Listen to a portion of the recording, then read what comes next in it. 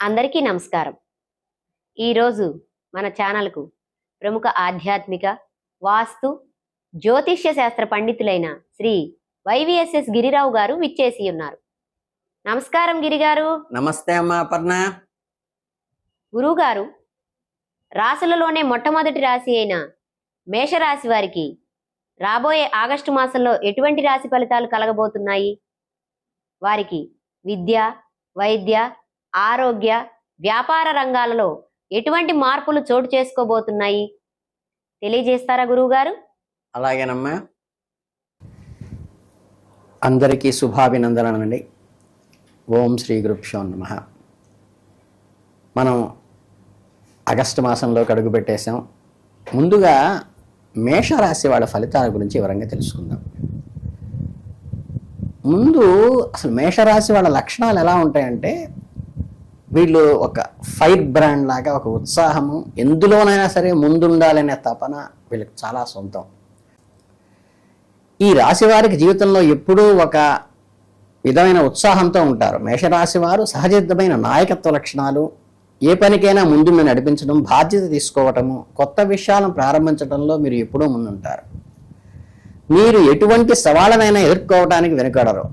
కష్టమైన పరిస్థితుల్లో కూడా ధైర్యంగా ముందుకు సాగటం మీ ప్రత్యేకత. భయం అనేది వీరికి దరిదాపులకి రాదు. మేషరాశి వాళ్ళు చాలా నిజాయితీగా ఉంటారు. మనసులో ఒకటి పెట్టుకుని బయటగా ఒకటి మాట్లాడే మనస్తత్వం వీళ్ళకి నచ్చదు.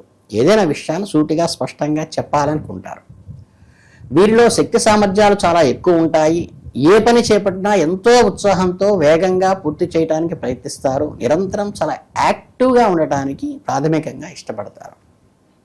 ఇక అసలు విషయానికి వస్తే, 2026 ఆగస్టు నెలలో మేషరాశి వారి జాతక చక్రంలో గ్రహ స్థితిగతులు చాలా ఆసక్తికరంగా మారబోతున్నాయి. ఈ నెలలో రాహు ఏకాదశి భావంలో 11వ స్థానంలోను, కేతువు 5వ భావంలో 5వ స్థానంలోను, బృహస్పతి చతుర్థంలో 4వ స్థానంలోను, శనిదేవుడు ద్వాదశ రాశిలో అంటే వ్యయంలోనూ కొలువై ఉన్నారు. ఈ గ్రహాల కలయిక వల్ల ఈ ఆగస్టు నెల మీకు ఒక రోలర్ కోస్టర్ లాగా అప్ అండ్ డౌన్స్తో ఉత్కంఠభరితంగా సాగుతుంది. మీ ఆర్థిక స్థితి గురించే మాట్లాడుకుంటే, ఏకాదశ స్థానంలో ఉన్న రాహు మీకు నిరంతరంగా డబ్బు వచ్చే మార్గాలు, అంటే లాభస్థానంలో ఉన్నారు కాబట్టి ఆదాయానికి డోకా లేదు, డబ్బు వస్తూనే ఉంటుంది. కానీ 12వ ఇంట్లో ఉన్న శనిదేవుడు ఊరుకుంటాడా?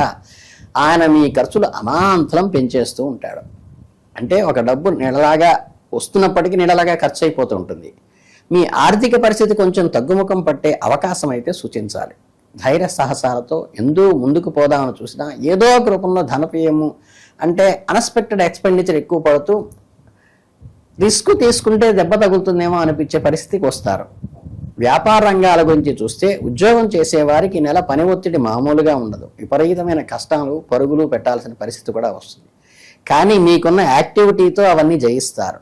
పై అధికారుల మద్దతు మీకు ఉంటుంది ఎల్లప్పుడూ. సహోద్యోగులు చిన్నపాటి అభిప్రాయ భేదాలు కలుగుతాయి. కాబట్టి సహోద్యోగులతో వాళ్ళకి దూరంగా ఉండండి, ఆఫీసర్తో అనుకూలంగా ఉండండి.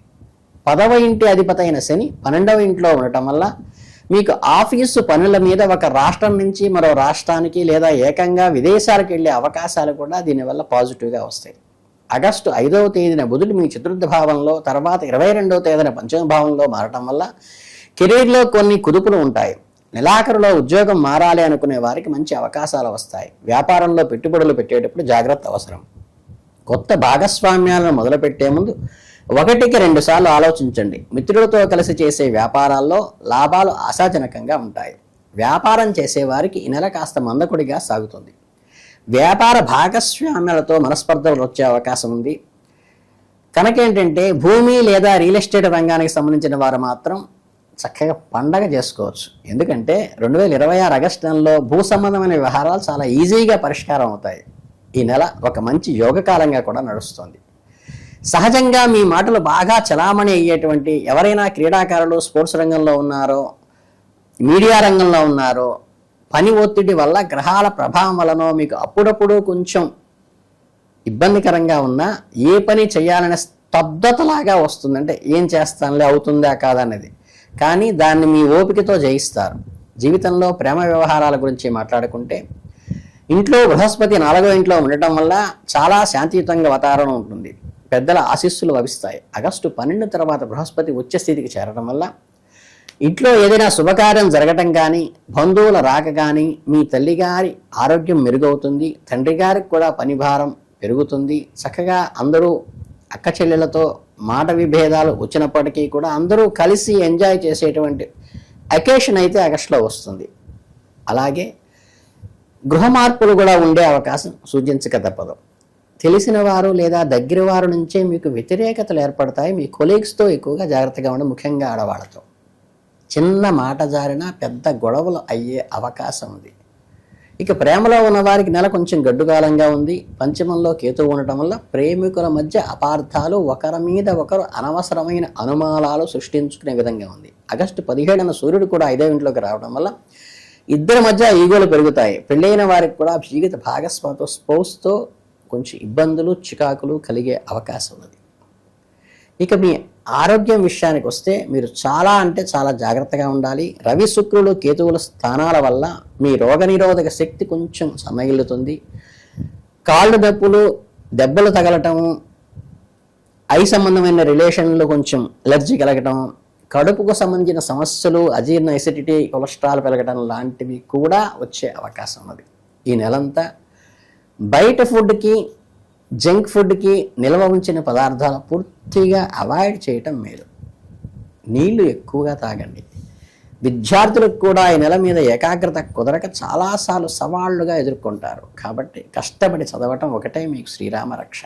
ఆరోగ్యం విషయంలో నిర్లక్ష్యం మాత్రం వద్దు. ఈ నెలలో ఒత్తిడి వల్ల అలసట, తలనొప్పి, చికాకు కలగకుండా ఉండడం కోసం యోగా, వీలైతే యోగా రెగ్యులర్గా ప్రాక్టీస్ చేయండి, వాకింగ్ చేయండి. దానివల్ల ఫిజికల్ ఫిట్నెస్ కొంతవరకు ఏర్పడుతుంది. ఇన్ని సమస్యలు, ఒడిదుడుకులు ఉన్న ఆగస్టు నెలలో మీరు ప్రశాంతంగా ఉండి సక్సెస్ అవ్వాలంటే కొన్ని చిన్న చిన్న పరిహారాలు చేసుకుంటే సరిపోతుంది.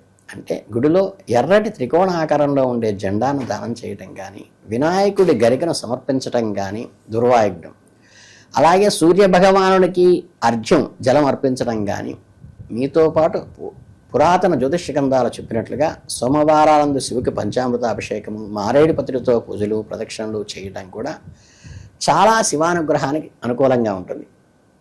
మీకు 12లో ఉన్న శని ప్రభావం తగ్గాలంటే శనీశ్వరులకు శనివారాలందు జమ్మిపత్రితో పూజ చేసినట్లయితే, నువ్వు నూనెలతో అభిషేకం చేసినట్లయితే, నల్లని వస్త్రువులు, చెప్పులు, పత్తి లాంటివి ఎవరికైనా దానం చేసే అవకాశం వచ్చినప్పుడు ఖచ్చితంగా చేయండి.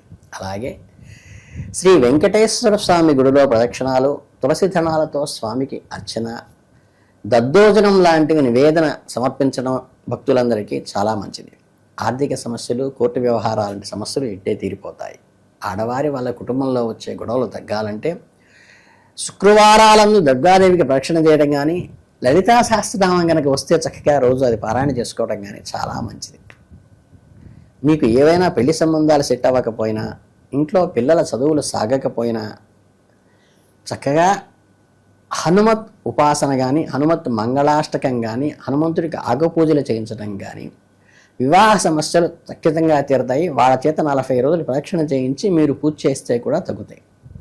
అంటే ఏంటంటే మీ పిల్లల చదువు మరియు వివాహ కార్యక్రమాలు తప్పకుండా సఫలీకృతం కావడానికి ఇది ఒక చిన్న రెమెడీ. అలాగే మీ పనుల్లో మీరు నిజాయితీగా ఉంటే ఆగస్టు నెలలో మీకు ఎన్నో అద్భుతాలను పరిచయం చేసేటువంటి అవకాశం ఉంది. కనుక మీరు చక్కగా ఆడవాళ్ళకి ఎంతో ఇష్టమైనటువంటి ఈ శ్రావణ మాసం రాబోతోంది. ఆషాఢం కూడా కొంత మాసం ఉన్నది కాబట్టి ఆషాఢ శ్రావణాలు మీకు బాగా కలిసి రావాలని, ఆగస్టు మాసం అంతా దిగ్విజయంగా కరగాలని మీ అందరికీ మనస్ఫూర్తిగా శుభాభినందనలు తెలియజేసుకుంటూ మేషరాశి వాళ్ళకి ఆల్ ది బెస్ట్. చాలా తక్కువ సమయంలో చాలా ఎక్కువ వివరణతో మేషరాశి వారి ఫలితాలు చాలా చక్కగా వివరించారు గురువుగారు. ధన్యవాదములు.